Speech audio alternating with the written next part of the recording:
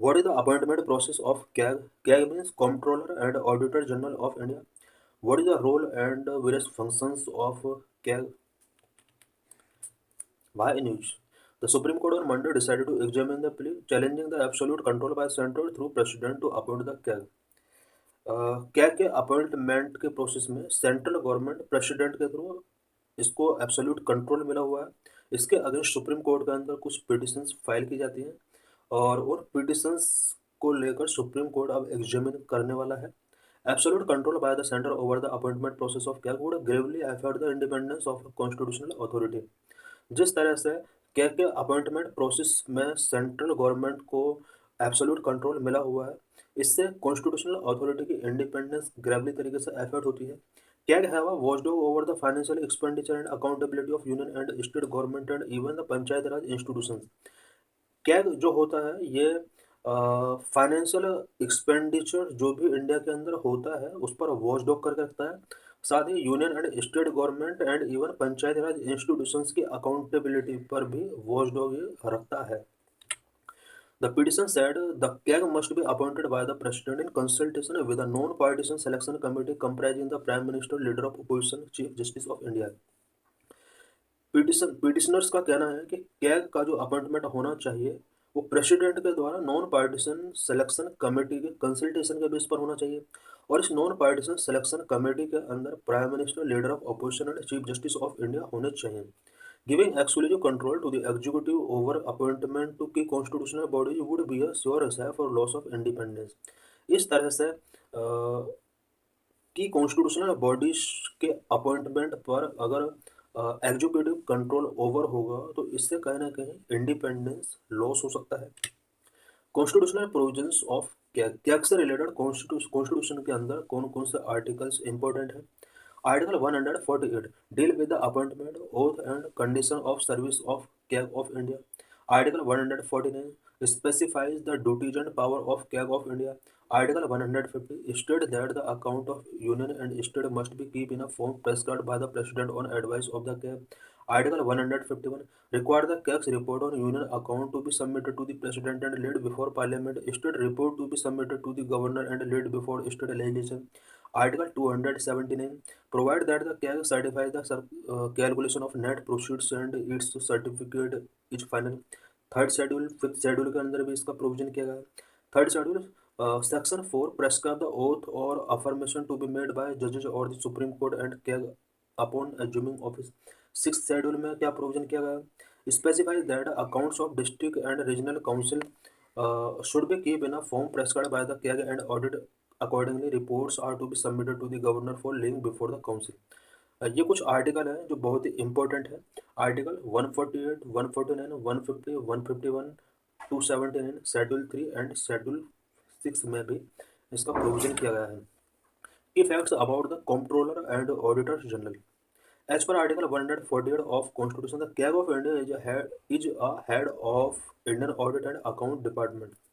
Article 148 के according CAG Indian audit and account department का head होता है। He is responsible for safeguarding the public purse and overseeing the financial system at both state and central level.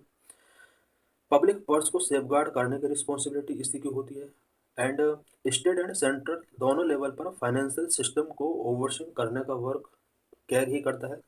CAG of India is governed by the Comptroller and Auditor General Act 1971 with significant amendments in 1976, 1984, 1987। CAG of India जो govern किया जाता है वो controller and auditor general act 1971 के according इसको govern किया जाता है। इस एक्ट के अंदर 1976, 1984 एंड 1987 में रिफॉर्म या अमेंडमेंट किए जा चुके हैं। Appointment and term. CAG of India is appointed by President of India by warrant under his hand and seal। Warrant under his hand and seal का मीनिंग है कि प्रेसिडेंट को एक सील लिफाफा दिया जाता है और प्रेसिडेंट के द्वारा इसका मेनली अपॉइंटमेंट किया जाता है। The term of office is 6 years और until the age of 65 whichever is earlier. CAG का जो टेन्योर होता है वो 6 year का होता है या फिर रिटायरमेंट एज इसका 65 होता है। 65 year तक या 6 year तक ये अपने ऑफिस में वर्किंग कर सकता है। CAG takes an oath to uphold the constitution and perform duties impartially without fear और फेवर। कैग ड्यूटीज को इम्पार्शियली तरीके से परफॉर्म करने के लिए ओथ टेकिंग करता है। Article 141A of constitution equate the क्या विद अ सुप्रीम कोर्ट जज। आर्टिकल 148 के अकॉर्डिंग क्या को सुप्रीम कोर्ट के जज के इक्वेट यहाँ पर माना गया है। अब CAG can be remove only for the same reason and in the same manner as an apex court जज। सुप्रीम कोर्ट के जज के लिए जो रिमूवल प्रोसेस है उसी प्रोसेस के थ्रू यहाँ पर कैग को भी रिमूव किया जाएगा। It require special majority resolution in both house of parliament for proven misbehaviour और इनकैपेसिटी। कैग को रिमूव करने के लिए कुछ ग्राउंड होना चाहिए, प्रूवन मिसबिहेवियर या इनकैपेसिटी होना चाहिए, और इससे रिलेटेड पार्लियामेंट के बोथ हाउस के अंदर स्पेशल मेजोरिटी से रेजोल्यूशन पास होना चाहिए। इट मीन्स यहाँ पर इम्पीचमेंट प्रोसेस ही अप्लाई होगा। इम्पीचमेंट प्रोसेस के लिए स्पेशल मेजोरिटी रेजोल्यूशन पास कराना होता है। CAG can resign any time from his office by addressing the resignation letter to the president. CAG any time resign कर सकता है और अपना रेजिग्नेशन लेटर ये प्रेसिडेंट को गिवन करता है। Independence of CAG. CAG can only be removed by the president only through a constitutional procedure not at president pleasure. CAG को प्रेसिडेंट के द्वारा रिमूव किया जा सकता है बट प्रेसिडेंट के प्लेजर के अकॉर्डिंग नहीं, बल्कि प्रेसिडेंट को इसके लिए कॉन्स्टिट्यूशनल प्रोसीजर फॉलो करना पड़ता है। After living office CAG is ineligible for any further office under the government of India और एनी स्टेट। ऑफिस लेफ्ट करने के बाद कैग किसी भी गवर्नमेंट ऑफ इंडिया स्टेट के अंदर फर्दर कोई ऑफिस टेकिंग नहीं कर सकता। The parliament determine the CAG salary which is equal to that of supreme court जज। कैग की सैलरी डिसाइड की जाती है पार्लियामेंट के द्वारा, जो कि सुप्रीम कोर्ट के जज के इक्वल होती है। In consultation with the CAG president prescribe the service conditions for CAG staff and administrative powers.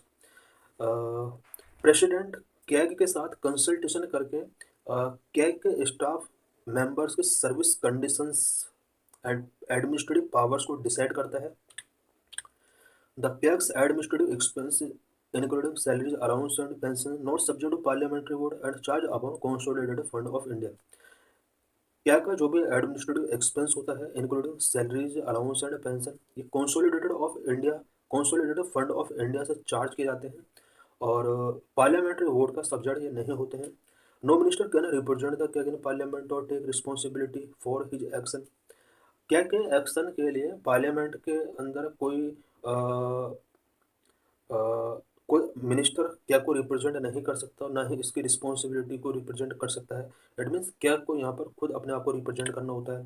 Duties and power of क्या की क्या क्या पावर होती हैं, क्या क्या ड्यूटीज होती हैं। It audit the account related to the expenditure from the consolidated fund of India and state fund. CAG का जो मेन ड्यूटी होती है वो consolidated fund of India and state fund से रिलेटेड जितने भी एक्सपेंडिचर अकाउंट है उसको ऑडिट करता है।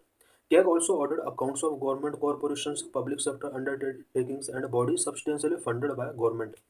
CAG government corporation, public sector undertakings and bodies substantially funded by government, इन सभी का ऑडिट करने का वर्क CAG का होता है। CAG provide a certificate on the net proceeds of tax and duties and audit transactions related to debts, advances and suspense accounts। CAG net proceed of taxes and duties से related certificate provide करता है।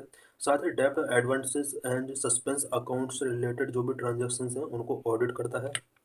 CAG submit audit report to the president, president place them before parliament, then public account committee examine this report. CAG अपनी report president को submit करता है, president उसको parliament के before place करता है and then public account committee इसको examine करती है। CAG act as an agent of parliament ensuring that public money spend efficiently and legally. CAG एक पार्लियामेंट के एजेंट के तौर पर वर्क करता है और ये इंश्योर करता है कि public money efficiently and legally तरीके से स्पेंड की जाए। CAG in India does not have control over the issuance of fund and perform the role of auditor general only, unlike the CAG in Britain which also function as comptroller. India के अंदर CAG comptroller का function perform नहीं करता है, only auditor general का role ये perform करता है, जबकि ब्रिटेन के अंदर कैग जो होता है वो कॉम्प्ट्रोलर का फंक्शन भी परफॉर्म करता है। साथ ही इश्यूएंस ऑफ फंड पर इसका कोई भी कंट्रोल नहीं होता है।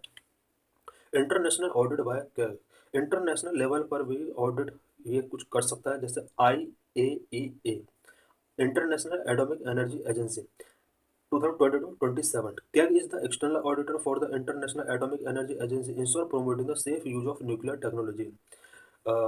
Safe use of nuclear technology को प्रमोट करने के लिए CAG international atomic energy agency का ऑडिट यहाँ पर कर सकती है। FAO food and agriculture organization 2025 CAG audit the food and agriculture organization working towards global food security. Global food security को इंश्योर करने के लिए CAG food and agricultural organization को ऑडिट कर सकता है।